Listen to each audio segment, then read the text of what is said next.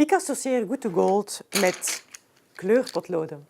Want kleur is magie en kleur maakt een mens mooier. Neem nu een rode, gezonde blos op je wangen.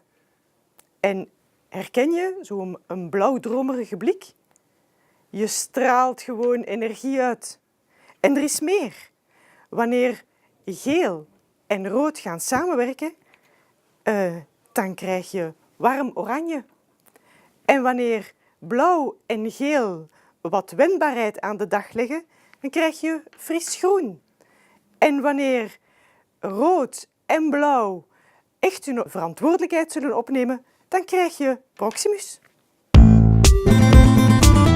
In het kader van Good to Gold ligt heel wat nadruk op positieve feedback.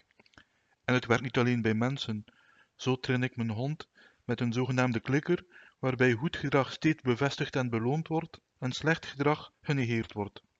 Een heel efficiënte manier om de hond nieuwe zaken aan te leren. Ik heb ondertussen het volgende geleerd over het trainen van een hond.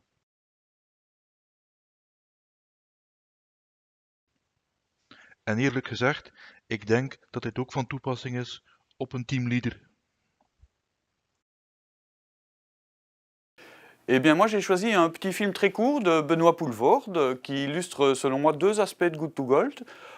Dans la première partie, vous verrez qu'il parle de la hiérarchie, qui est un facteur bloquant en termes de créativité et de solutions. Et dans la deuxième partie, là, il focalise plus sur l'accountability, où finalement, dans une équipe, tout le monde est capable de faire beaucoup de choses, et souvent beaucoup plus qu'il ne le pense, en fait. Et il présente sous une forme humoristique la comparaison entre une équipe de cinéma française et belge. Et c'est toujours un petit plaisir de se moquer de nos amis français. Quand vous tournez en Belgique, tout est permis. Il n'y a pas de hiérarchie. Vous tournez dans une... Il en a fait les frais, mon ami. Vous tournez un peu en sauvage, quoi. Il n'y a pas de hiérarchie. On respecte le preneur de son, peut donner son avis, comme le caméraman donne son avis. Tout le monde est logé dans le même hôtel pourri, c'est des budgets minables. On est tous logés à la même enseigne. Mais l'avantage, c'est que c'est de l'artisanat.